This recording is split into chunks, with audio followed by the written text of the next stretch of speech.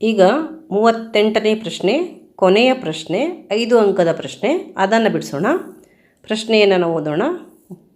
A B ಮತ್ತು R ಕ್ಯೂಗಳು ಸಮತಟ್ಟಾದ ನೆಲದ ಮೇಲೆ ನಿಂತಿರುವ 2 ನೇರವಾದ ಕಂಬಗಳಾಗಿವೆ. ಇದೇ ನೆಲದ ಮೇಲಿನ ಪಿ ಬಿಂದು ಮತ್ತು ಕ್ಯೂ ಆರ್ ಕಂಬದ ಪಾದದಿಂದ ಎ ಬಿ ಕಂಬದ ತುದಿಗೆ ಉಂಟಾದ ಉನ್ನತ ಕೋನಗಳು ಚಿತ್ರದಲ್ಲಿ ತೋರಿಸುವಂತೆ 30 ಡಿಗ್ರಿ ಆಗಿವೆ. P Q 24 metre, A R 13 metre ಆದರೆ ಎ ಬಿ ಮತ್ತು ಆರ್ ಕ್ಯೂಗಳ ಉದ್ದಗಳನ್ನು ಕಂಡುಹಿಡಿಯಿರಿ, ಎ ಪಿಯ ಉದ್ದವನ್ನು ಕಂಡುಹಿಡಿಯಿರಿ ಅಂತ. ಇಲ್ಲಿ ನಾವು ಚಿತ್ರವನ್ನು ನೋಡೋಣ. ಇಲ್ಲಿ ಏನಿದೆ, ಎ ಬಿ ಮತ್ತು ಆರ್ ಕ್ಯೂಗಳು ಸಮತಟ್ಟಾದ ನೆಲದ ಮೇಲೆ ನಿಂತಿರುವ 2 ನೇರ ಕಂಬಗಳು. ಇಲ್ಲಿ ಎ ಬಿ ಒಂದು ಕಂಬ, ಆರ್ ಕ್ಯೂ ಒಂದು ಕಂಬ. ಅದನ್ನು ನಾವು ಇಲ್ಲಿ ಆರ್ ಅಂತ ಬರ್ಕೊಳ್ಳೋಣ. ನಂತರ ಏನು ಹೇಳಿದ್ದಾರೆ ಅವರು, ಎ ಬಿ ಕಂಬದ ತುದಿಗೆ ಉಂಟಾದ ಉನ್ನತ ಕೋನಗಳು ಎಲ್ಲಿಂದ, ನೆಲದ ಮೇಲಿನ ಪಿ ಬಿಂದುವಿನಿಂದ ಕ್ಯೂ ಆರ್ ಮತ್ತು ಕ್ಯೂ ಆರ್ ಕಂಬದ ಪಾದದಿಂದ. ನೆಲದ ಮೇಲಿನ ಪಿ ಬಿಂದು ಇಂದ ಇಲ್ಲಿ ಎ ಬಿಂದು ಅಂತಂದರೆ ಎ ಬಿ ಕಂಬದ ತುದಿಗೆ ಉಂಟಾದಂಥ ಕೋನ ಎಷ್ಟು ಕೊಟ್ಟಿದ್ದಾರೆ, 30 ಡಿಗ್ರಿ ಇದೆ. ಹಾಗೆ ಕ್ಯೂ ಆರ್ ಕಂಬದ ಪಾದದಿಂದ ಉಂಟಾದಂಥ ಉನ್ನತ ಕೋನ ಕೂಡ 30 ಡಿಗ್ರಿ ಇದೆ. ಈಗ ನಾವು ಏನನ್ನು ಕಂಡುಹಿಡಬೇಕು, ಇಲ್ಲಿ ಎ ಬಿ ಮತ್ತು ಆರ್ ಕ್ಯೂ ಕಂಬಗಳ ಉದ್ದಗಳನ್ನು ಕಂಡುಹಿಡಬೇಕು. ಇಲ್ಲಿ ನಾವು ಚಿತ್ರವನ್ನು ಸರಿಯಾಗಿ ಗಮನಿಸಬೇಕು. ಏನನ್ನು ಕೊಟ್ಟಿದ್ದಾರೆ, ನಾವು ಏನನ್ನು ಕಂಡುಹಿಡಿಬೇಕು. ಇಲ್ಲಿ ಪಿ ಕ್ಯೂನ ಉದ್ದವನ್ನು ಕೊಟ್ಟಿದ್ದಾರೆ. ಪಿ ಕ್ಯೂನ ಉದ್ದ ಎಷ್ಟು, 24 ಮತ್ತು ಎ ಆರ್ನ ಉದ್ದವನ್ನು ಕೊಟ್ಟಿದ್ದಾರೆ.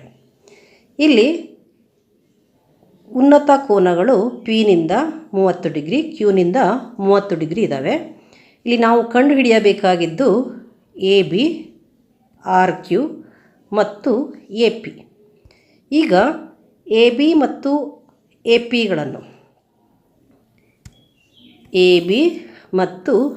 ಪಿಗಳನ್ನು ಕಂಡುಹಿಡಿಯೋದಕ್ಕೆ ನಾವು ಎ ಬಿ ಪಿ ತ್ರಿಭುಜವನ್ನು ಉಪಯೋಗಿಸಿಕೊಂಡು ಇದಕ್ಕೆ ನಾವು ತ್ರಿಕೋನಮಿತಿಯ ಅನುಪಾತವನ್ನು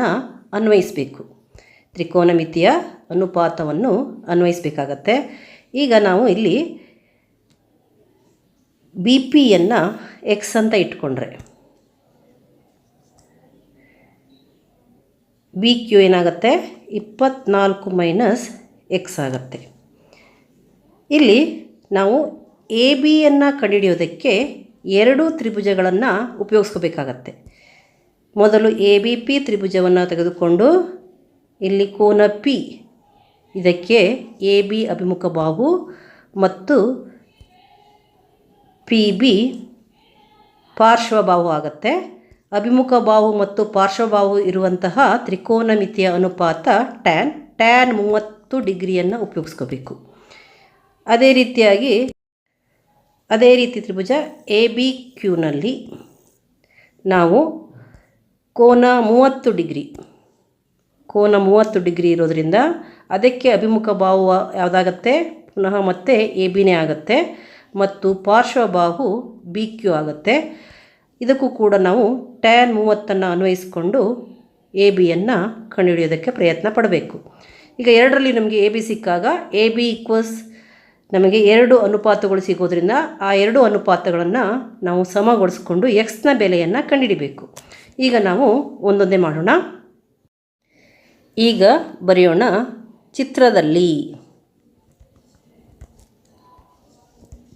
ಚಿತ್ರದಲ್ಲಿ ಏನೇನು ಕೊಟ್ಟಿದ್ದಾರೆ, ಪಿ ಕ್ಯೂ ಈಕ್ವಲ್ಸ್ 24 ಮೀಟರ್. ನಾವು ಪಿ ಬಿಯನ್ನು ಎಕ್ಸ್ ಅಂತ ಇಟ್ಕೊಳ್ಳೋಣ. ಕೋನ ಪಿ ಕೊಟ್ಟಿದ್ದಾರೆ, ಕೋನ ಪಿ 30 ಡಿಗ್ರಿ ಮತ್ತು ಕೋನ ಎ ಕ್ಯೂ ಬಿ 30 ಡಿಗ್ರಿ. ಬರೆಯೋಣ ಅದನ್ನು. ಕೋನ ಪಿ 30 ಡಿಗ್ರಿ, ಕೋನ A Q B equals 30 degree. ಕೋನ A Q B equals 30 degree.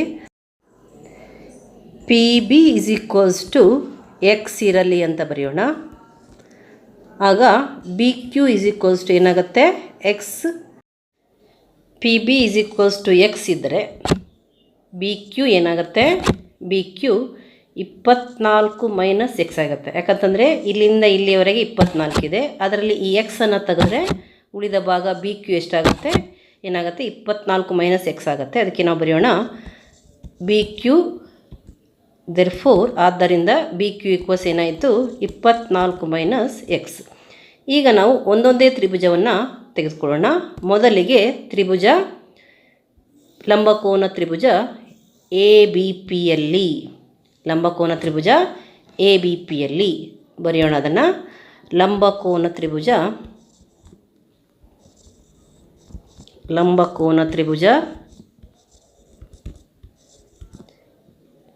A B ಪಿಯಲ್ಲಿ ಇಲ್ಲಿ ಯಾವುದು ಕೋನ, ಪಿ ಕೋನ ಅಂದರೆ 30 ಡಿಗ್ರಿ ಕೋನ. ಅದಕ್ಕೆ ನಾವು ಇವಾಗಲೇ ಚರ್ಚೆ ಮಾಡಿದ್ದೀವಿ. ಅದಕ್ಕೆ ಅಭಿಮುಖವಾಗಿರುವ ಬಾಹು ಎ ಬಿ ಮತ್ತು ಪಾರ್ಶ್ವಬಾಹು ಪಿ ಬಿ. ಇಲ್ಲಿ ಪಿ ಕೋನಕ್ಕೆ ಹೊಂದಿಕೊಂಡಿರುವಂತಹ ಬಾಹು ಪಾರ್ಶ್ವಬಾಹು ಆಗುತ್ತೆ ಮತ್ತು ಎ ಬಿ ಅದಕ್ಕೆ ಅಭಿಮುಖ ಬಾಹು ಆಗುತ್ತೆ. ಈಗ ನಾವೇನು ಬರೆಯೋಣ, ಇಲ್ಲಿ ಟ್ಯಾನ್ 30 ಡಿಗ್ರಿ ಈಕ್ವಲ್ಸ್, ಯಾಕಂದರೆ ಅಭಿಮುಖ ಬಾಹು ಮತ್ತು ಪಾರ್ಶ್ವಬಾಹು ಇರುವಂತಹ ತ್ರಿಕೋನಮಿತಿಯ ಅನುಪಾತ ಅಂತಂದರೆ ಟ್ಯಾನ್ ಆಗುತ್ತೆ. ಅದಕ್ಕೆ ನಾವು tan 30 degree is equals to ಬರೆಯೋಣ ಅಭಿಮುಖ ಬಾಹು ಬೈ ಪಾರ್ಶ್ವಬಾಹು.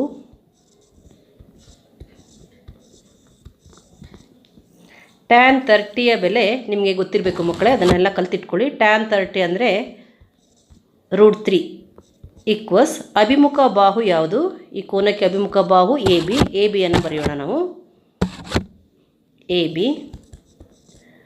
ಪಾರ್ಶ್ವಬಾಹು ಯಾವುದು ಪಿ ಬಿಯನ್ನು ಬರೆಯೋಣ. ಅದಕ್ಕೇನಾಯಿತು √3 is equals to A B by P B ಏನಾಗುತ್ತೆ ಎಕ್ಸ್ ಆಗುತ್ತೆ. ಅದಕ್ಕೆ ನಾವು ಏನು ಮಾಡೋಣ, ಇಲ್ಲಿ ಓರೆ ಗುಣಾಕಾರ ಮಾಡಿ √3 ಎಕ್ಸ್ ಈಕ್ವಲ್ಸ್ ಎ ಬಿ ಅಂತ ಬರೆಯೋಣ. ಇದನ್ನು 1 ಅಂತ ಇಟ್ಕೊಳ್ಳೋಣ. ಅಂದರೆ A B is equals to ಏನಾಯಿತು √3 ಎಕ್ಸ್ ಆಯಿತು. ಹಾಗೆಯೇ ನಾವು ತ್ರಿಭುಜ ಎ ಬಿ ಕ್ಯೂ ಅನ್ನು ಉಪಯೋಗಿಸೋಣ. ಯಾವ ತ್ರಿಭುಜವನ್ನು, ಇಲ್ಲಿ ತ್ರಿಭುಜ ಎ ಬಿ ಕ್ಯೂ ತ್ರಿಭುಜವನ್ನು ಉಪಯೋಗಿಸೋಣ. ಇಲ್ಲಿಯೂ ಕೂಡ ಅಷ್ಟೇ ಏನು ಬರುತ್ತೆ, 30 ಡಿಗ್ರಿ ಕೋನ ಇದೆ, ಕೋನ ಎ ಕ್ಯೂ ಬಿ. ಅದಕ್ಕೆ ಅಭಿಮುಖ ಬಾಹು ಎ ಬಿ, ಅದಕ್ಕೆ ಅಭಿಮುಖ ಬಾಹು ಯಾವುದಿದೆ ಎ ಬಿ ಇದೆ ಮತ್ತು ಪಾರ್ಶ್ವಬಾಹು ಬಿ ಕ್ಯೂ ಇದೆ. ನಾವು ಇಲ್ಲೂ ಕೂಡ ಅಷ್ಟೇ ಟ್ಯಾನನ್ನು ತಗೊಳ್ಳೋಣ. ಟ್ಯಾನ್ 30 ಡಿಗ್ರಿಯೇ ತಗೊಳ್ಳೋಣ ನಾವಿಲ್ಲಿ. ಈಗ ಬರೆಯೋಣ ಮತ್ತು ತ್ರಿಭುಜ ಯಾವ ತ್ರಿಭುಜ, ಅದು ತ್ರಿಭುಜ ಎ ಬಿ ಕ್ಯೂನಲ್ಲಿ, ತ್ರಿಭುಜ ಲಂಬಕೋನ ತ್ರಿಭುಜ ಎ ಬಿ ಕ್ಯೂನಲ್ಲಿ, ಲಂಬಕೋನ ತ್ರಿಭುಜ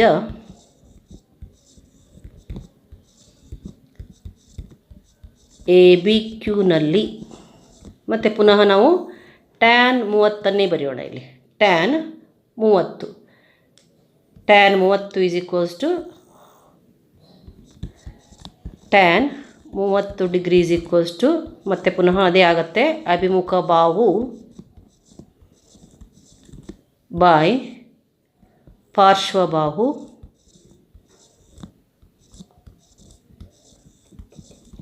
ಮತ್ತು ಟ್ಯಾನ್ 30ಯ ಬೆಲೆ ಎಷ್ಟು, ಟ್ಯಾನ್ 30ಯ ಬೆಲೆಯನ್ನು ನೀವು ಕಲ್ತಿಟ್ಕೋಬೇಕು, ನೆನಪಲ್ಲಿಟ್ಕೋಬೇಕು. 1/√3 ಈಕ್ವಲ್ಸ್ ಏನಾಯಿತು ಅಭಿಮುಖ ಬಾಹು. ಇಲ್ಲಿ 30 ಡಿಗ್ರಿಗೆ ಅಂದರೆ ಕೋನ ಪಿಗೆ ಅಭಿಮುಖ ಬಾಹು ಯಾವುದು ಎ ಬಿ ಇದು ಅಭಿಮುಖ ಬಾಹು. ಅದನ್ನು ಬರೆಯೋಣ ನಾವು ಎ ಬಿ ಅಂತ ಇಲ್ಲಿ ಬರೆಯೋಣ.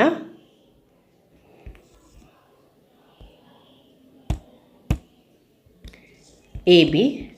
ನಂತರ ಪಾರ್ಶ್ವಬಾಹು ಯಾವುದು, ಪಾರ್ಶ್ವಬಾಹು ಪಿ ಬಿ ಇದು ಪಾರ್ಶ್ವಬಾಹುವನ್ನು ಬರೆಯೋಣ.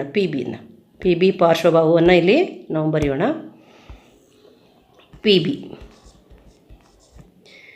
ಈಗ 1/√3 ಈಕ್ವಸ್ ಎ ಬಿನೇ ಬರೆಯೋಣ. ಎ ಬಿ ಪಿ ಬಿಯನ್ನು ಎಕ್ಸ್ ಅಂತ ಹಾಕ್ಕೊಂಡಿದ್ದೀವಿ, ಎಕ್ಸ್ ಅಂತ ಬರೆಯೋಣ. ಎಕ್ಸ್ ಆಗುತ್ತೆ. ಈಗ ಇಲ್ಲಿ ನಾವು ಓರೆ ಗುಣಾಕಾರವನ್ನು ಮಾಡೋಣ. ಈಗ ನಾವು ಇದನ್ನು ಎ ಬಿ ಈಕ್ವಲ್ಸ್ ಅಂತ ಮಾಡೋಣ. ಯಾಕಂತಂದರೆ ನಾವು ಯಾಕೆ ಎ ಬಿ ಈಕ್ವಲ್ಸ್ ಮಾಡಬೇಕಂದ್ರೆ ಇನ್ನೊಂದು ತ್ರಿಭುಜದಲ್ಲಿ ಕೂಡ ಎ ಬಿ ಈಕ್ವಲ್ಸ್ ಬರುತ್ತೆ, ಅವೆರಡನ್ನು ನಾವು ಸಮದೂಗಿಸ್ಬೋದು. ಅದಕ್ಕೆ ಏನು ಮಾಡೋಣ, ಎ ಬಿ ಅಂತ ಈಕ್ವಲ್ಸ್ ಅಂತ ಮಾಡಬೇಕಾಗತ್ತೆ. ಎ ಬಿ ಈಕ್ವಲ್ಸ್ ಅಂತ ಮಾಡಬೇಕಾದ್ರೆ ಇಲ್ಲಿರುವಂತಹ ಎಕ್ಸ್ ಎಡಭಾಗಕ್ಕೆ ವರ್ಗಾವಣೆ ಆಗಬೇಕು. ಇಲ್ಲಿ ಇದು ಒಂದರ ಜೊತೆ ಇಂಟು ಆಗಿ ಬರುತ್ತೆ. 1 × x ಅಂತ ಬರೆಯೋಣ. ಮೇಲ್ಗಡೆ ಏನಾಯಿತು, 1 × x ಏನಾಗುತ್ತೆ, 1 × x ಇದು ಎಕ್ಸ್ ಆಗುತ್ತೆ. ಎಕ್ಸ್ ಬರೆಯೋಣ. √3ಯನ್ನು ಹಾಗೆ ಬರೆಯೋಣ. √3 ಆಯಿತು. ಈಕ್ವಲ್ಸ್ ಏನು, ಎ ಬಿ ಅಂದರೆ ಏನರ್ಥ, ಎ ಬಿ ಈಕ್ವಲ್ಸ್ x/√3 ಅಂತ ಆಯಿತು. ಅದನ್ನು 1 ಅಂತ ಪರಿಗಣಿಸೋಣ. ಏನು ಬರ್ಕೊಳ್ಳೋಣ, ಅದನ್ನು 1 ಅಂತ. ಈಗ ನಾವು ಪುನಃ ತ್ರಿಭುಜ ಎ ಬಿ ಕ್ಯೂ, ಲಂಬಕೋನ ತ್ರಿಭುಜ ಎ ಬಿ ಕ್ಯೂನ ತಗೊಳ್ಳೋಣ. ಲಂಬಕೋನ ತ್ರಿಭುಜ ಎ ಬಿ ಕ್ಯೂನಲ್ಲಿ ನಮಗೆ ಎ ಬಿ ಈಕ್ವಲ್ಸ್ ಪುನಃ ನಾವು ಮಾಡ್ಕೋಬೇಕು. ಅಂದರೆ ಹೇಗೆ ಮಾಡ್ಕೊಳ್ಳೋದಿಲ್ಲಿ, ಇಲ್ಲಿ 30 ಡಿಗ್ರಿ ಕೋನ ಇದೆ. ಇದಕ್ಕೆ ಅಭಿಮುಖ ಬಾಹು ಯಾವುದು, ಎ ಬಿ ಆಗುತ್ತೆ. ಅಭಿಮುಖ ಬಾಹು ಎ ಬಿ ಆಗುತ್ತೆ ಮತ್ತು ಬಿ ಕ್ಯೂ ಪಾರ್ಶ್ವಬಾಹು ಆಗುತ್ತೆ. ಪುನಃ ನಾವು ಟ್ಯಾನ್ 30 ಡಿಗ್ರಿ ಅಂತ ತಗೊಳ್ಳೋಣ. ಅದಕ್ಕೆ ಅಭಿಮುಖ ಬಾಹು ಬೈ ಪಾರ್ಶ್ವಬಾಹುವನ್ನು ಬರ್ಕೊಳ್ಳೋಣ. ಲಂಬಕೋನ ತ್ರಿಭುಜ ಎ ಬಿ ಕ್ಯೂನಲ್ಲಿ, ಲಂಬಕೋನ ತ್ರಿಭುಜ ಎ ಬಿ ಕ್ಯೂನಲ್ಲಿ ಕೋನ 30 ಡಿಗ್ರಿಗೆ ಸರಿಯಾಗಿ ಟ್ಯಾನ್ 30 ಅಂತ ಬರೆಯೋಣ. ಇವಾಗ ನಾವು ಲಂಬಕೋನ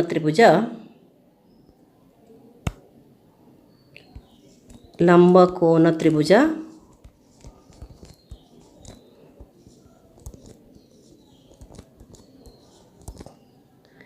ಎ ಬಿ ಕ್ಯೂನಲ್ಲಿ tan 30 degree, tan 30 degree, tan 30 degree is equals to, ಮತ್ತು ಪುನಃ ಅದನ್ನೇ ಬರೆಯೋಣ. ಏನಂತ, ಅಭಿಮುಖ ಬಾಹು ಬೈ ಪಾರ್ಶ್ವಬಾಹು. ಅಭಿಮುಖ ಬಾಹು ಬೈ ಪಾರ್ಶ್ವಬಾಹು ಆಗುತ್ತೆ. ಇಲ್ಲಿ ಟ್ಯಾನ್ 30ಯ ಬೆಲೆ, ಮತ್ತು ಪುನಃ ಟ್ಯಾನ್ 30 ಬಂದಿರೋದ್ರಿಂದ ಅದರ ಬೆಲೆ ಎಷ್ಟು, 1/√3 ಈಕ್ವಲ್ಸ್ ಅಭಿಮುಖ ಬಾಹು ಯಾವುದು, ಇಲ್ಲಿ 30 ಡಿಗ್ರಿಗೆ ಅಭಿಮುಖ ಬಾಹು ಯಾವುದಾಗತ್ತೆ, ಎ ಬಿ ಆಗುತ್ತೆ. 30 ಡಿಗ್ರಿಗೆ ಅಭಿಮುಖ ಬಾಹು ಎ ಬಿ ಆಗುತ್ತೆ. ಅಂದರೆ ಕೋನ ಎ ಕ್ಯೂಬಿಗೆ ಅಭಿಮುಖ ಬಾಹು ಯಾವುದು, ಎ ಬಿ ಆಗುತ್ತೆ. ಎ ಬಿ ಅಂತ ನಾವು ಇಲ್ಲಿ ಬರೆಯೋಣ. ಎ ಬಿ ಆಯಿತು. ಮತ್ತು ಪಾರ್ಶ್ವಬಾಹು ಯಾವುದು, ಇದು ಬಿ ಕ್ಯೂ ಆಗುತ್ತೆ. ಪಾರ್ಶ್ವಬಾಹು ಬಿ ಕ್ಯೂ ಆಗುತ್ತೆ. ನಾವು ಬಿ ಕ್ಯೂ ಅಂತ ಬರೆಯೋಣ. ಪಾರ್ಶ್ವಬಾಹು ಬಿ ಕ್ಯೂ ಆಯಿತು. ಇಲ್ಲಿ ಬಿ ಕ್ಯೂನ ಅಳತೆ ನಾವು ಏನು ತೊಗೊಂಡಿದ್ದೀವಿ, 24 - x ಅಂತ ತೊಗೊಂಡಿದ್ದೀವಿ. 24 - x ಅಂತ ತೊಗೊಂಡಿದ್ದೀವಿ.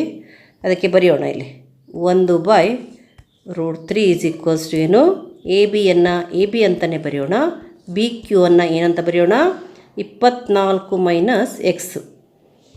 24 - x. ಈಗ ಪುನಃ ಅದೇ ರೀತಿಯಾಗಿ ನಮಗೂ ಇಲ್ಲೂ ಕೂಡ ಎ ಬಿ ಈಕ್ವಲ್ಸ್ ಅಂತಲೇ ನಾವು ಮಾಡ್ಕೊಳ್ಳೋಣ. ಅದಕ್ಕೆ 1 × 24 - x ಅಂತ ಮಾಡ್ಕೊಂಬಿಡೋಣ. ಎ ಬಿಯನ್ನು RHSನಲ್ಲಿ ಬಲಭಾಗದಲ್ಲಿ ಹಾಗೆ ಇಟ್ಕೊಳ್ಳೋಣ. 1 × 24 - x ಬೈ √3. ಈ ಎ ಬಿಯನ್ನು ಮಾತ್ರ ಇಲ್ಲಿ ಬಲಭಾಗದಲ್ಲಿ ಇಟ್ಕೊಳ್ಳೋಣ. ಈಗ 1 × 24 - x ಅಂತಂದರೆ 24 - x ಹಾಗೆ ಉಳ್ಕೊಳ್ಳುತ್ತೆ. ಬೈ √3 ಈಕ್ವಲ್ಸ್ ಏನಾಯಿತು, ಎ ಬಿ. ಇದನ್ನು 2 ಅಂತ ಪರಿಗಣಿಸೋಣ. ಈಗ ನಾವು ಇಲ್ಲಿ ನಮಗೆ ಎ ಬಿ ಈಕ್ವಲ್ಸ್ 2 ಕಡೆ ಸಿಕ್ಕಿದೆ. ಇದನ್ನು 2 ಅಂತ ತಗೊಂಡಿದ್ದೀವಿ. ಇನ್ನೊಂದು ಎ ಬಿ ಈಕ್ವಲ್ಸ್ ಸಿಕ್ಕಿದೆ. ಅದು ಯಾವುದು, ಇದು ಮೊದಲನೇದು ಎ ಬಿ ಈಕ್ವಲ್ಸ್ ಸಿಕ್ಕಿದೆ. ಅಂದರೆ ಇಲ್ಲಿ ಬಲಭಾಗ ಒಂದೇ ಇದೆ. ಎ ಬಿ ಇದೆ. ಇಲ್ಲೂ ಕೂಡ ಬಲಭಾಗ ಎ ಬಿ ಇದೆ. ಬಲಭಾಗ ಒಂದೇ ಇದ್ದಾಗ ಎಡಭಾಗ ಕೂಡ ಸಮ ಆಗುತ್ತೆ. ಅದಕ್ಕೆ ನಾವೇನು ಬರೆಯೋಣ, 1 ಮತ್ತು 2ರಿಂದ 1 ಮತ್ತು 2ರಿಂದ ಎ ಬಿಗಳು ಬಲಭಾಗದಲ್ಲಿ ಇರೋದರಿಂದ ಎಡಭಾಗವನ್ನು ಸಮದೂಗಿಸೋಣ. ಅಂದರೆ ಏನಾಯಿತು, 1/3 ಈಸ್ ಈಕ್ವಲ್ಸ್ ಟು ಅದರ ಎಡಭಾಗ, ಇದರ ಎಡಭಾಗ 24 ಮೈನಸ್ ಎಕ್ಸ್ ಬೈ ರೂಟ್ 3. 1 ಮತ್ತು 2ರಿಂದ ಏನು ಬರೆಯೋಣ, ಎಕ್ಸ್ ಬೈ ರೂಟ್ 3. ಇಲ್ಲಿ A B equals X by root 3 ಇದೆ. X by root 3 equals X by root 3 equals X by root 3 equals. ಇದು ಮೊದಲನೇದಲ್ಲಿ ಎ ಬಿ ಈಕ್ವಲ್ಸ್ ಇರೋದು. ಎರಡನೇದರಲ್ಲಿ ಎ ಬಿ ಈಕ್ವಲ್ಸ್ ಏನಿದೆ, ಎರಡನೇದರಲ್ಲಿ A B equals ಏನಿದೆ, 24 ಮೈನಸ್ ಎಕ್ಸ್ ಬೈ ರೂಟ್ 3 ಇದೆ ತಾನೇ. ಅಂದರೆ ಏನಾಯಿತು, 24 ಮೈನಸ್ ಎಕ್ಸ್ ಬೈ ರೂಟ್ 3 ಇದೆ. ಮೊದಲನೇದರಲ್ಲಿ A B equals X by root 3 ಇದೆ. ಎರಡನೇದರಲ್ಲಿ A B equals 24 minus X by root 3 ಇದೆ. ಅದಕ್ಕೆ ನಾವು ಎಡಭಾಗ ಈಕ್ವಲ್ಸ್ ಎಡಭಾಗ ಮಾಡೋಣ. ಬಲಭಾಗಗಳು ಒಂದೇ ಇದ್ದಾವೆ. ಈಗ ನಾವಿಲ್ಲಿ ಎಕ್ಸ್ ಬೈ ರೂಟ್ 3 ಇದೆ, ಇದು 24 ಮೈನಸ್ ಎಕ್ಸ್ ಬೈ ರೂಟ್ 3 ಇದೆ. ಇಲ್ಲಿ ಛೇದಗಳು ಒಂದೇ ಇದ್ದಾವೆ. ಛೇದಗಳು ಒಂದೇ ಇದ್ದಾಗ, ಭಿನ್ನರಾಶಿಗಳು ಒಂದೇ ಇದ್ದಾಗ ಅಂಶಗಳು ಕೂಡ ಸಮವಾಗಿರ್ತವೆ. ಅದಕ್ಕೆ ನಾವು ಇಲ್ಲಿ x by root 3 equals 24 minus X by root 3 ಇದೆ. ಅಂದರೆ ಈ ಭಿನ್ನರಾಶಿ ಸಮ ಅಂತಿದೆ. ಮತ್ತೇನಿದೆ, ರೂಟ್ 3 ಒಂದೇ ಸಂಖ್ಯೆಯಲ್ಲಿದ್ದಾವೆ. ಅದಕ್ಕೆ ಏನಾಗುತ್ತೆ, ಅಂಶಗಳು ಸಮವಾಗ್ತವೆ. ಅದಕ್ಕೆ ಇಲ್ಲಿ ನಾವು ರೂಟ್ 3 ಕ್ಯಾನ್ಸಲ್ ಮಾಡೋಣ. ಇಲ್ಲಿ ಉಳ್ಕೊಂಡಿರೋದೇನು, ಎಕ್ಸು. ಇಲ್ಲಿ ಏನು ಉಳ್ಕೊಂಡಿದೆ, 24 ಮೈನಸ್ ಎಕ್ಸ್ ಇದೆ. ಅದಕ್ಕೆ ನಾವು ಇವೆರಡನ್ನು ಸಮದೂಗಿಸೋಣ. ಅಂಶ ಮತ್ತು ಅಂಶಗಳು ಸರಿಯಾಯ್ತು. ಇಲ್ಲಿ ಎಕ್ಸ್ ಈಕ್ವಲ್ಸ್ ಏನಾಯಿತು, 24 ಮೈನಸ್ ಎಕ್ಸ್ ಆಯಿತು. ಇಲ್ಲಿ ನಾವು ಎಕ್ಸ್ನ ಬೆಲೆಯನ್ನು ಕಂಡುಹಿಡ್ಕೋಬೇಕು. ಅಂದರೆ ಇಲ್ಲಿರುವಂಥ ಮೈನಸ್ ಎಕ್ಸನ್ನು ಎಡಭಾಗಕ್ಕೆ ಕಳಿಸೋಣ. ಅವಾಗ ಏನಾಯಿತು, ಎಕ್ಸ್ ಪ್ಲಸ್ ಎಕ್ಸ್ ಆಯಿತು. ಈ ಮೈನಸ್ ಎಕ್ಸ್ ಎಡಭಾಗಕ್ಕೆ ಬಂದ ಕೂಡಲೇ ಏನಾಯಿತು, ಪ್ಲಸ್ ಎಕ್ಸ್ ಆಯಿತು. ಇಲ್ಲೇನು ಉಳ್ಕೊಳ್ತು, 24 ಆಯಿತು. ಈಗ ಎಕ್ಸ್ ಪ್ಲಸ್ ಎಕ್ಸ್ ಏನು, 2x ಈಕ್ವಲ್ಸ್ 24 ಆಯಿತು. ಎಕ್ಸ್ ಈಸ್ ಈಕ್ವಲ್ಸ್ ಟು, ಈ ಎರಡನ್ನು ವರ್ಗಾಯಿಸೋಣ. 24/2 ಆಯಿತು. ಆಗ ಎಕ್ಸ್ ಈಕ್ವಲ್ಸ್ ಏನಾಯಿತು, 24 2ರಿಂದ ಭಾಗಿಸೋಣ. 2ರ ಮಗ್ಗಿಯಲ್ಲಿ 24 ಬರುತ್ತೆ. 24 2ರಿಂದ ಭಾಗವಾಗುತ್ತೆ. 2ರ ಮಗ್ಗಿಯಲ್ಲಿ 2 ಇದೆ. 2 1 2, 2 ಎಷ್ಟಲೇ 24, 2 2 20, 2 12 24, 2 ಎಷ್ಟಲೇ 24, 2 12 24, 12/1 ಬಂತು. ಈ ಕೆಳಗಡೆ ಇರುವಂಥ 1ಅನ್ನು ನಾವು ಬಿಡ್ಬೋದು. ಅದಕ್ಕೆ ಏನಾಯಿತು, ಎಕ್ಸ್ ಈಕ್ವಲ್ಸ್ 12 ಆಯಿತು. ಎಕ್ಸ್ ಈಕ್ವಲ್ಸ್ 12 ಆಗಿರೋದ್ರಿಂದ ಈಗ ನಾವು ಸುಲಭವಾಗಿ ಎ ಬಿಯ ಬೆಲೆಯನ್ನು ಇಲ್ಲಿ ಕಂಡುಹಿಡ್ಕೋಬೋದು. ಎ ಬಿ ಈಕ್ವಲ್ಸ್ ಏನಿದೆ, A B equals 24 minus X by root 3 ಇದೆ. ಇನ್ನೂ ಸುಲಭ ಅಂತಂದರೆ ನಾವು ಈ ಸಂಬಂಧವನ್ನು ಬರ್ಕೊಂಡ್ರೆ, ಇಲ್ಲಿ ಎ ಬಿ ಈಕ್ವಲ್ಸ್ ಏನಿದೆ, ಎಕ್ಸ್ ಬೈ ರೂಟ್ 3 ಇದೆ. ಅದಕ್ಕೆ ಎ ಬಿಯನ್ನು ಕಂಡುಕೊಳ್ಳೋಣ. ಬರೆಯೋಣ. ಎ ಬಿ ಈಕ್ವಲ್ಸ್ ಮೊದಲನೇ ಸಂಬಂಧದಲ್ಲಿ ನಮಗೆ ಗೊತ್ತಿದೆ, ಎ ಬಿ ಈಕ್ವಲ್ಸ್ ಏನಿದೆ, ಎಕ್ಸ್ ಬೈ ರೂಟ್ 3 ಇದೆ. 1ರಲ್ಲಿ ಅಥವಾ 1ರಿಂದ ಅಂತ ಬರೆಯೋಣ. ಈಗ ಎ ಬಿ ಈಕ್ವಲ್ಸ್ ಏನಾಯಿತು, ಎಕ್ಸ್ನ ಬೆಲೆ ಎಷ್ಟಿದೆ, 12 ಇದೆ. 12/√3 ಆಯಿತು. ಪುನಃ ಇಲ್ಲಿ A B is equals to 12, ಇದನ್ನು ನಾವು ಏನು ಬರೆಯೋಣ, 4 × 3 ಬರೆಯೋಣ, ಬೈ √3 ಬರೆಯೋಣ. ಯಾಕೆ 4 × 3 ಅಂತಂದರೆ √3 × √3, ನಾವು √3ಯನ್ನು ಕ್ಯಾನ್ಸಲ್ ಮಾಡ್ಬೋದು. ಮುಂದಿನ ಹಂತದಲ್ಲಿ √3ಯನ್ನು ಕ್ಯಾನ್ಸಲ್ ಮಾಡ್ಬೋದು. ಅದಕ್ಕೇನಾಯಿತು, ಎ ಬಿ ಈಕ್ವಲ್ಸ್ ಈ 4ಅನ್ನು ಹಾಗೆ ಬರೆಯೋಣ. 3ಅನ್ನು ಹೇಗೆ ಬರೆಯೋಣ, √3 × √3 ಬೈ √3 ಆಗುತ್ತೆ. ಈ √3ಯನ್ನು ಕ್ಯಾನ್ಸಲ್ ಮಾಡಿದರೆ ನಮಗೇನು ಸಿಕ್ತು, AB = 4√3 ಮೀಟರ್ ಆಯಿತು. ಆದರೆ ಪ್ರಶ್ನೆಯಲ್ಲಿ ನಮಗೆ √3ನ ಬೆಲೆಯನ್ನು ಕೊಟ್ಟಿದ್ದಾರೆ. ನಾವು ಆ ಬೆಲೆಯನ್ನು ಹಾಕಿ ಇಲ್ಲಿ 4ರಿಂದ ಗುಣಿಸ್ಬೋದು. ಇಲ್ಲಿ ಗಮನಿಸಿ ಮಕ್ಕಳೇ, √3ನ ಬೆಲೆ ಕೊಟ್ಟಿದ್ದಾರೆ. ಅಂದರೆ √3 = 1.7 ಎಂದು ತೆಗೆದುಕೊಳ್ಳಿ ಅಂತ ಹೇಳಿದ್ದಾರೆ. √3 ಇದು ಅಭಾಗಲಬ್ಧ ಸಂಖ್ಯೆ. ಇದಕ್ಕೆ ಸಂಪೂರ್ಣ ಬೆಲೆಯನ್ನು ನಾವು ಕಂಡುಹಿಡಿಯೋದಕ್ಕಾಗಲ್ಲ. ಅದರ ಸನ್ನಿಹಿತ ಬೆಲೆ 1.7. ಅದನ್ನು ನಾವು ಆ ಜಾಗದಲ್ಲಿ ಅಂದರೆ √3 ಜಾಗದಲ್ಲಿ ಹಾಕಿ ಕ್ಯಾಲ್ಕುಲೇಟ್ ಮಾಡೋಣ. ಈಗ ಬರೆಯೋಣ. AB = 4 ಹಾಗೆ ಬರೆಯೋಣ. 4 × √3ನ ಬೆಲೆ ಎಷ್ಟು? 1.7 ಮೀಟರ್ ಬಂತಿಲ್ಲಿ. ಈಗ ಇವೆರಡನ್ನು ಗುಣಿಸೋಣ. 17 × 4 ನಮಗೆ ಗೊತ್ತಿದೆ. 17 × 4 = 68 ಬರೆಯೋಣ. ಆದರೆ ಇಲ್ಲಿ ಒಂದು ಅಂಕೆಯ ನಂತರ ಬಿಂದು ಇರೋದರಿಂದ 6.8 ಆಗುತ್ತೆ. AB = ಏನು? 6.8 ಮೀಟರ್ ಆಗುತ್ತೆ. ಇದು AB ಕಂಬದ ಉದ್ದ ನಮಗೆ ಸಿಕ್ಕಿದ ಹಾಗಾಯಿತು. ಈಗ ನಮಗೆ X ಬೆಲೆ ಮತ್ತು ABಯ ಬೆಲೆ ದೊರಕಿದ ಹಾಗಾಯಿತು. ಯಾವ ಬೆಲೆ ಸಿಕ್ತು ನಮಗೆ? PBಯ ಬೆಲೆ ಮತ್ತು ABಯ ಬೆಲೆ. X ಬೆಲೆ ಎಷ್ಟು ಸಿಕ್ಕಿದೆ ನಮಗೆ? 12 ಸಿಕ್ಕಿದೆ. X ಬೆಲೆಯನ್ನು ನಾವು ಇಲ್ಲಿ 12 ಅಂತ ತೊಗೊಂಡ್ರೆ, PBಯ ಬೆಲೆ 12 ಅಂತ ತೊಗೊಂಡ್ರೆ, ಇಲ್ಲಿ BQನ ಬೆಲೆ ಎಷ್ಟಾಗುತ್ತೆ? 12 - 24 - 12 ಅಂತಂದರೆ ಅದು ಕೂಡ ಏನಾಯಿತು? 12 ಬರುತ್ತೆ. ಈಗ ಇಲ್ಲಿ ನಾವು ನಮಗೆ APಯ ಬೆಲೆ ಕಂಡುಹಿಡ್ಕೋಬೇಕಾಗಿದೆ. ಪುನಃ ನಾವು ಯಾವ ತ್ರಿಭುಜ ತಗೊಳ್ಳೋಣ? ABP ಲಂಬಕೋನ ತ್ರಿಭುಜ ತಗೊಂಡು, AP ಇದು ಲಂಬಕೋನಕ್ಕೆ ಅಭಿಮುಖವಾದ ಬಾಹು ಆಗಿರೋದ್ರಿಂದ ಅದು ವಿಕರ್ಣ ಆಗುತ್ತೆ. ವಿಕರ್ಣ ಇರುವಂತಹ ತ್ರಿಕೋನಮಿತಿಯ ಅನುಪಾತವನ್ನು ಇಲ್ಲಿ ನಾವು ಉಪಯೋಗಿಸ್ಕೋಬೇಕಾಗಿದೆ. ವಿಕರ್ಣ ಇರುವಂಥದ್ದು ಅಂತಂದರೆ ಇಲ್ಲಿ AP ವಿಕರ್ಣ. ನಾವು ವಿಕರ್ಣಕ್ಕೆ PB ತಗೊಂಡ್ರೆ ನಮಗೇನಾಗುತ್ತೆ? ಪಾರ್ಶ್ವಬಾಹು ಬೈ ವಿಕರ್ಣ ಬರುತ್ತೆ. ಅದು cos θ ಆಗುತ್ತೆ. ನಾವು AB ತಗೊಂಡ್ರೆ ಅಭಿಮುಖ ಬಾಹು ಬೈ ವಿಕರ್ಣ ಆಗುತ್ತೆ. ಅದು sin θ ಆಗುತ್ತೆ. ನಿಮಗೆ ಗೊತ್ತಿರಬೇಕು, sin θ ಅಂದರೆ ಅಭಿಮುಖ ಬಾಹು ಬೈ ವಿಕರ್ಣ, cos θ ಅಂತಂದರೆ ಪಾರ್ಶ್ವಬಾಹು ಬೈ ವಿಕರ್ಣ. ನಾವು ಯಾವುದಾದ್ರೂ ಒಂದನ್ನು ತೊಗೋಬೋದು. ಇಲ್ಲಿ ABನೂ ಕಂಡುಹಿಡ್ಕೊಂಡಿದ್ವಿ ಮತ್ತು PBನೂ ಕಂಡುಹಿಡ್ಕೊಂಡಿದ್ವಿ. ಇಲ್ಲಿ AB 6.8 ಇದೆ, PB 12 ಇದೆ. ನಮಗೆ 12 ತೊಗೊಂಡ್ರೆ ಸುಲಭ ಅನಿಸುತ್ತಾ ನೋಡೋಣ. ಈಗೇನು ಮಾಡೋಣ? ತ್ರಿಭುಜ APಯನ್ನು ಕಂಡುಹಿಡಿಯಲು ಅಂತ ಬರ್ಕೊಳ್ಳೋಣ. ಫಸ್ಟು APಯನ್ನು ಕಂಡುಹಿಡಿಯಲು ಏನು ಮಾಡೋದಕ್ಕೆ ಹೊರಟಿದ್ದೀವಿ? ನಾವು APಯನ್ನು ಕಂಡುಹಿಡಿಯೋದಕ್ಕೆ ಹೊರಟಿದ್ದೀವಿ. ಅದಕ್ಕೆ ನಾವಿಲ್ಲಿ ಏನು ಮಾಡ್ತಾಯಿದ್ದೀವಿ ಅನ್ನೋದು ನಮಗೆ ಗೊತ್ತಾಗುತ್ತೆ. ಅದಕ್ಕೆ ಯಾವ ತ್ರಿಭುಜ? ತ್ರಿಭುಜ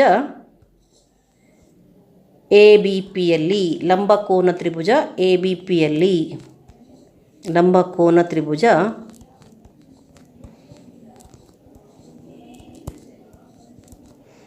ABPಯಲ್ಲಿ ಲಂಬಕೋನ ತ್ರಿಭುಜ ABPಯಲ್ಲಿ ಇಲ್ಲಿ ಕೋನ P 30 ಡಿಗ್ರಿಗೆ ಅಭಿಮುಖ ಬಾಹು ತೊಗೊತೀರೋ ಪಾರ್ಶ್ವಬಾಹು ತೊಗೊತೀರಾ ನೋಡಿ. ಪಾರ್ಶ್ವಬಾಹು ತೊಗೊಂಡ್ರೆ ಪಾರ್ಶ್ವಬಾಹು ಬೈ ವಿಕರ್ಣ ಆಗುತ್ತೆ. ಅದು cos θ ಆಗುತ್ತೆ. ಅದಕ್ಕೆ ಬರೆಯೋಣ cos 30 ಡಿಗ್ರಿ ಈಕ್ವಲ್ಸ್, ಯಾಕಂದರೆ PB 12 ಇದೆ, ನಮಗೆ ಲೆಕ್ಕಾಚಾರಕ್ಕೆ ಅನುಕೂಲ ಆಗ್ಬೋದು ಅಂತ ನಾವು cos 30 ಡಿಗ್ರಿ ಅಂದರೆ ಯಾವುದಿದು? ಪಾರ್ಶ್ವಬಾಹು ತೊಗೊಳ್ಳೋಣ. cos ಅಂದ ತಕ್ಷಣ ಪಾರ್ಶ್ವಬಾಹು ಬರುತ್ತೆ. cos 30 ಡಿಗ್ರಿ ಈಕ್ವಲ್ಸ್ ಏನು? ಪಾರ್ಶ್ವಬಾಹು ಬೈ ಏನಾಯಿತು? ವಿಕರ್ಣ. ವಿಕರ್ಣ ಇದು ಲಂಬಕೋನಕ್ಕೆ ಅಭಿಮುಖವಾದ ಬಾಹು ಆಗುತ್ತೆ. cos 30ಯ ಬೆಲೆ ನಮಗೆ ಗೊತ್ತಿರಬೇಕು. cos 30ಯ ಬೆಲೆ ಎಷ್ಟು? √3/2. sin 30ಯ ಬೆಲೆ 1/2. ಈಗ ಪಾರ್ಶ್ವಬಾಹು ಅಂದರೆ ಯಾವುದು? PB ಹಾಕೋಣ. PB ಬೈ ವಿಕರ್ಣ ಯಾವುದು? ವಿಕರ್ಣ AP ಇದು. AP ಬರೆಯೋಣ. ಈಗ √3/2 ಈಕ್ವಲ್ಸ್ PBಯ ಬೆಲೆ ನಮಗೆ ಗೊತ್ತಿದೆ. ಏನದು? 12. 12/AP. ಇಲ್ಲಿ ನಾವು APಯ ಬೆಲೆಯನ್ನು ಕಂಡುಹಿಡಬೇಕಾಗಿರೋದ್ರಿಂದ ಓರೆ ಗುಣಾಕಾರ ಮಾಡೋಣ. ಹೇಗದು? √3 × AP. ಓರೆ ಗುಣಾಕಾರ ಅಂದರೆ ಇದು ಇಂಟು ಇದು ಈಕ್ವಸ್ ಇದು ಇಂಟು ಇದು ಆಗುತ್ತೆ. 2 ಇಂಟು 12 ಆಯಿತು. ಈಗ ಎ ಪಿಯ ಬೆಲೆಯನ್ನು ನಾವು ಕಂಡುಹಿಡಿಬೇಕಾಗಿದೆ. ಎ ಪಿ ಬರೆಯೋಣ. 2 ಇಂಟು 12/√3 ಆಯಿತು. ಪುನಃ ನಮಗೆ ಈ √3ಯನ್ನು ನಾವು ಕ್ಯಾನ್ಸಲ್ ಮಾಡ್ಬೋದೋ ಅಂತ ವಿಚಾರ ಮಾಡೋಣ. ಎ ಪಿ ಈಕ್ವಸ್ 2 ಇಂಟು ನಮಗೆ ಗೊತ್ತಿದೆ 4 3 12 3 ಬಂತು ಅಂತಂದರೆ ಅದು √3 ಇಂಟು √3 ಆಗುತ್ತೆ. √3ಯನ್ನು ಕ್ಯಾನ್ಸಲ್ ಮಾಡ್ಬೋದು. 2 ಇಂಟು 12 ಹೇಗೆ ಬರೆಯೋಣ? 4 ಇಂಟು 3 ಅಂತ ಬರೆಯೋಣ. ಮತ್ತು ಈ √3ಯನ್ನು ಛೇದದಲ್ಲಿ ಇರುವಂತಹ √3ಯನ್ನು ಹಾಗೆ ಬರೆಯೋಣ. ಏನು ಮಾಡಿದ್ವಿ ನಾವು ಇಲ್ಲಿ 12ಅನ್ನು 4 ಇಂಟು 3 ಮಾಡ್ಕೊಂಡ್ವಿ. ಯಾಕೆ ಅಂತಂದರೆ ಇಲ್ಲಿ √3 ಇದೆ. 4 ಇಂಟು 3 ಮಾಡ್ಕೊಂಡಾಗ ನಮಗೆ 3 ಸಿಗುತ್ತೆ. 3 ಅಂತಂದರೆ √3 ಇಂಟು √3. ಅದಕ್ಕೆ ಬರೆಯೋಣ ಎ ಪಿ ಈಕ್ವಸ್ 2 4 8 ಆಗುತ್ತೆ. 8 ಬರೆದ್ಬಿಡೋಣ. 8 ಇಂಟು 3ಯನ್ನು ಹೇಗೆ ಬರೆಯೋಣ? 3ಅನ್ನು ಹೇಗೆ ಬರೆಯೋಣ? √3 ಇಂಟು √3. √3 ಇಂಟು √3 ಅಂದರೆ 3. ಕೆಳಗಡೆ √3ಯನ್ನು ಬರೆಯೋಣ. ಈ 3 ಏನಾಯಿತು? √3 ಇಂಟು √3 ಆಯಿತು.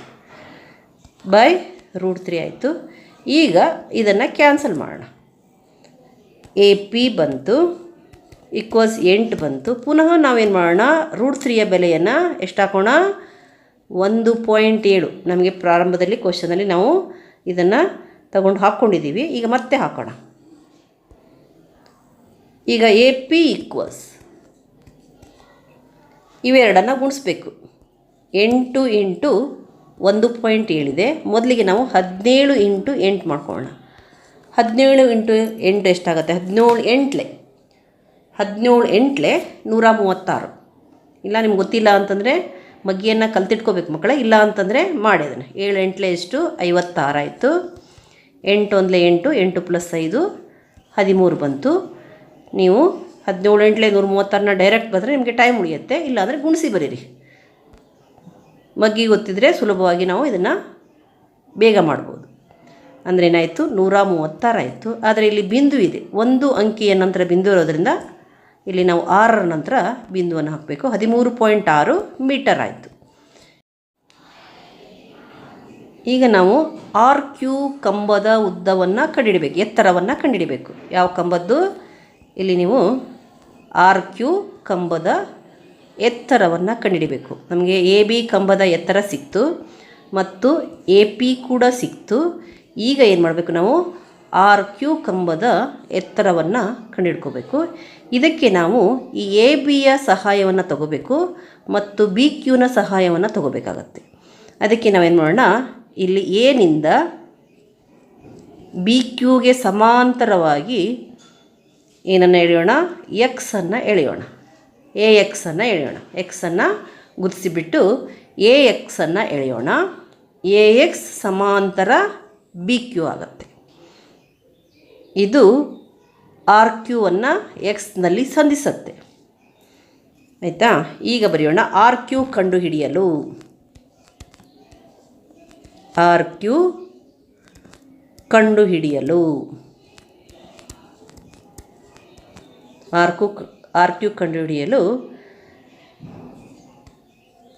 AX ಸಮಾಂತರ BQ ಎಳೆಯೋಣ.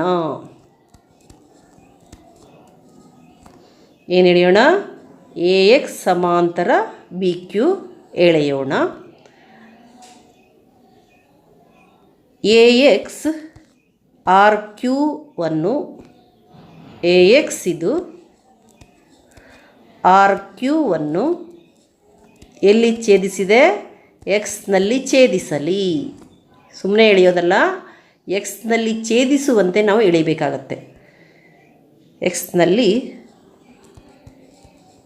ಛೇದಿಸಲಿ. ಈಗ ನಾವು ಇಲ್ಲಿ AB ಅಳತೆ ನಮಗೆ ಗೊತ್ತಿದೆ. ಎಷ್ಟದು? 6.8 ಆಯಿತು. ಇದು ಕೂಡ 6.8 ಆಗುತ್ತೆ. ಮತ್ತು AX ಎಷ್ಟಾಗುತ್ತೆ? AX ಇದು BQಗೆ ಸಮ ಆಗುತ್ತೆ. ಇಲ್ಲಿ 12, ಇದು ಕೂಡ BQ ಕೂಡ 24 ಮೈನಸ್ 12 12 ಬಂದಿರುತ್ತೆ. ಇದು 12 ಬಂದಾಗ ಇದು ಕೂಡ 12 ಬಂದಿರುತ್ತೆ. ಮತ್ತು ARನ ಅಳತೆಯನ್ನು ಕೊಟ್ಟಿದ್ದಾರೆ. ಎ ಆರ್ನ ಅಳತೆ ಎಷ್ಟಿದೆ? 13 ಮೀಟರ್ ಇದೆ. ಈಗ ನಾವು ಆರ್ ಕ್ಯೂ ಕಂಬದ ಎತ್ತರವನ್ನು ಕಂಡುಹಿಡಿಬೇಕಾದರೆ ಈ ಆರ್ ಎಕ್ಸ್ನ ಬೆಲೆಯನ್ನು ಕಂಡುಹಿಡಿಬೇಕು. ಆರ್ ಎಕ್ಸ್ ಎಷ್ಟು ಇದೆ ಅಂತ ಪತ್ತೆ ಹಚ್ಚಬೇಕು. ಯಾಕೆ ಅಂತಂದರೆ ನಮಗೆ ಎಕ್ಸಿಂದ ಕ್ಯೂವರೆಗೆ ಅಳತೆ ಗೊತ್ತಿದೆ, ಎಕ್ಸಿಂದ ಕ್ಯೂ ಗೊತ್ತಿದೆ, ಎಕ್ಸ್ ಕ್ಯೂ ಭಾಗ ಗೊತ್ತಿದೆ. ನಾವು ಆರ್ ಎಕ್ಸ್ ಭಾಗವನ್ನು ಕಂಡುಹಿಡಿಬೇಕು. ಅವೆರಡನ್ನು ಕೂಡಿಸ್ಬಿಟ್ರೆ ನಮಗೆ ಸಂಪೂರ್ಣವಾಗಿ ಆರ್ ಕ್ಯೂನ ಅಳತೆ ಸಿಗತ್ತೆ. ಅದಕ್ಕೆ ನಾವು ಇಲ್ಲಿ ಎಕ್ಸ್ ಯು ಗೊತ್ತಿರೋದ್ರಿಂದ ನಾವು ಏನು ಕಂಡುಹಿಡಿಬೇಕು? ಆರ್ ಎಕ್ಸ್ ಕಂಡುಹಿಡಿಬೇಕು. ಆರ್ ಎಕ್ಸ್ ಭಾಗವನ್ನು ಕಂಡುಹಿಡಿದು ಎಕ್ಸ್ ಕ್ಯೂಗೆ ಕೂಡಿಸಿದರೆ ನಮಗೆ ಆರ್ ಕ್ಯೂ ಸಿಗತ್ತೆ. ಅದಕ್ಕೆ ಮಕ್ಕಳೇ, ನಮಗೆ ಆರ್ ಎಕ್ಸನ್ನು ನಾವು ಕಂಡುಹಿಡಿಬೇಕಾಗಿದೆ. ಆರ್ ಎಕ್ಸನ್ನು ಕಂಡುಹಿಡಿಬೇಕಾದರೆ ನಾವು ಇಲ್ಲಿ ಕೊಟ್ಟಿರುವಂಥ ಎ ಆರ್ ಮತ್ತು ನಾವು ಕಂಡುಹಿಡಿದಂಥ ಎ ಎಕ್ಸನ್ನು ಉಪಯೋಗಿಸ್ಕೋಬೇಕು. ಈಗ ಆರ್ ಎಕ್ಸ್ ಹೇಗೆ ಕಂಡುಹಿಡಿಯೋದು ಅಂತಂದರೆ, ನಮಗೆ ಇಲ್ಲಿ ಯಾವುದೇ ಕೋನವನ್ನು ಅವರು ಕೊಟ್ಟಿರೋದಿಲ್ಲ. ಒಮ್ಮೆ ಈ ಕೋನ ಗೊತ್ತಿದ್ದರೆ ನಾವು ತ್ರಿಕೋನಮಿತಿಯ ಅನುಪಾತವನ್ನು ಉಪಯೋಗಿಸ್ಕೋಬೋದಿತ್ತು, ಆದರೆ ಕೊಟ್ಟಿಲ್ಲ. ಈಗ ಇದು ಎಂತಹ ತ್ರಿಭುಜ ಆಗುತ್ತೆ? ಲಂಬಕೋನ ತ್ರಿಭುಜ ಆಗುತ್ತೆ. ಎ ಎಕ್ಸ್ ಆರ್ ಇದು ಎಂತಹ ತ್ರಿಭುಜ ಆಗುತ್ತೆ? ಲಂಬಕೋನ ತ್ರಿಭುಜ ಆಗುತ್ತೆ. ನಾವು ಪೈಥಾಗರಸ್ನ ಪ್ರಮೇಯವನ್ನು ಉಪಯೋಗಿಸಿ ಇದನ್ನು ಮಾಡಬೇಕಾಗತ್ತೆ. ಅದಕ್ಕೆ ಬರೆಯೋಣ, ಲಂಬಕೋನ ತ್ರಿಭುಜ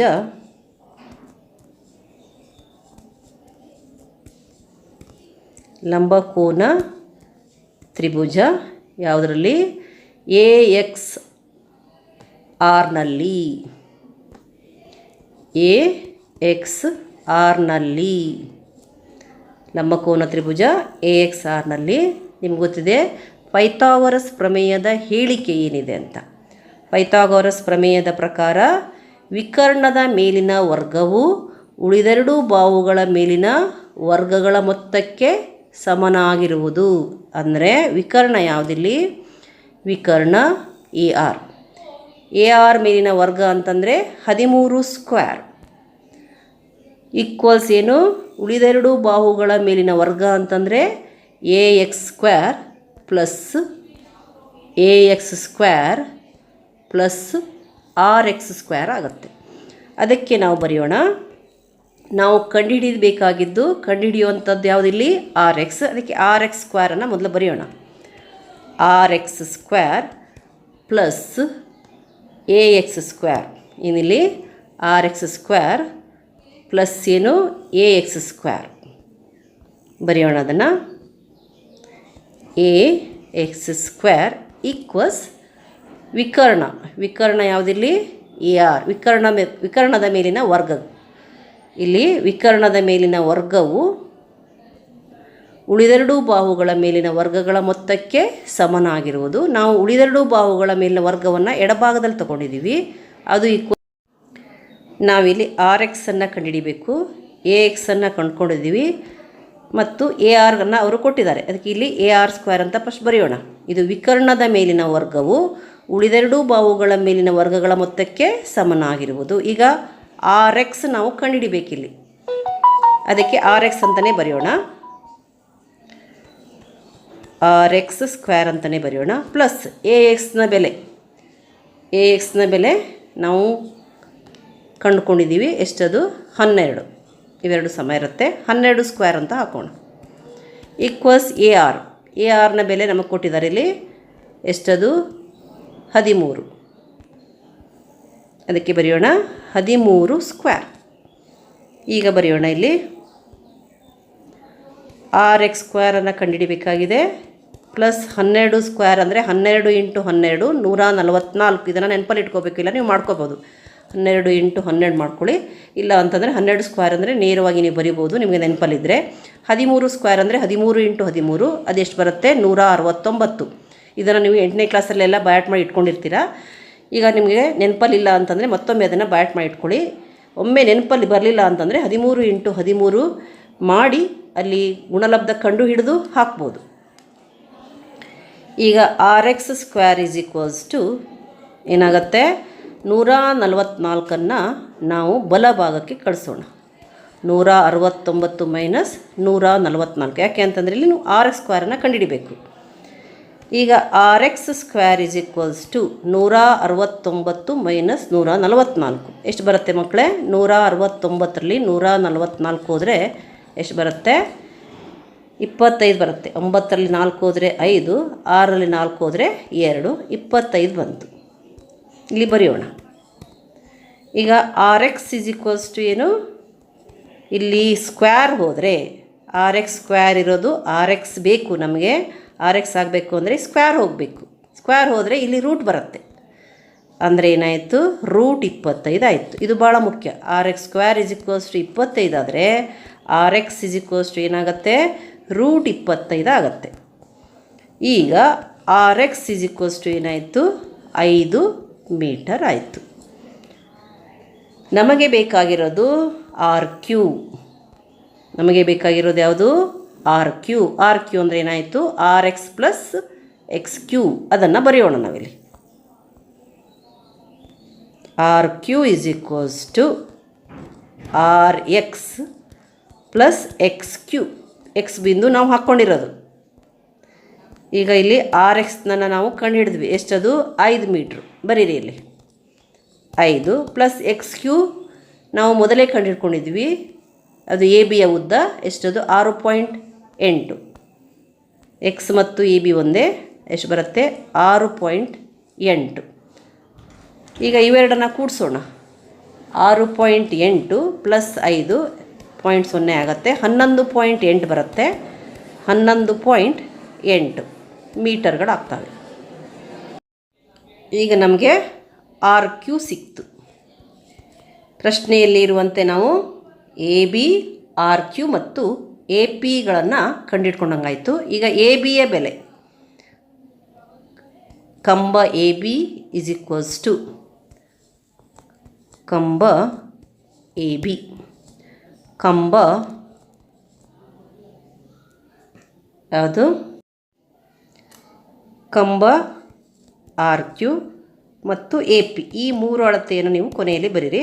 ಎ ಬಿ ಅಂದರೆ ನಮಗೆ ಗೊತ್ತಿದೆ, ನಾವು ಇಲ್ಲಿ ಕಂಡುಕೊಂಡಿದ್ದೀವಿ. ಎ ಬಿ ಎಷ್ಟಿದೆ? ನಿಮಗೆ ನೇರವಾಗಿ ಸಿಗುತ್ತೆ. ಎ ಬಿಯ ಅಳತೆ 6.8 ಮೀಟರ್. ಇದು ಎ ಬಿಯ ಅಳತೆ. ಅದನ್ನು ನೀವು ಅಲ್ಲಿ ಬರೀರಿ. ಎಷ್ಟದು? 6.8 ಮೀಟರ್. ಆಮೇಲೆ ಆರ್ ಕ್ಯೂವನ್ನು ನಾವು ಕೊನೆಯಲ್ಲಿ ಕಂಡುಹಿಡ್ಕೊಂಡಿದ್ದೀವಿ. ಎಷ್ಟದು? 11.8 ಮೀಟರ್. ನಂತರ ಎ ಪಿಯ ಅಳತೆಯನ್ನು ಕೂಡ ಕಂಡುಹಿಡ್ಕೊಂಡಿದ್ದೀವಿ. ಎ ಪಿಯ ಅಳತೆ ಎಷ್ಟು? 13.6 metre. 13.6 metre. A P equals ಬರೀರಿ 13.6 ಮೀಟರ್. ಹೀಗೆ ನಮಗೆ ಇಲ್ಲಿ 3 ಬೆಲೆಗಳು ಸಿಕ್ಕಿದವು.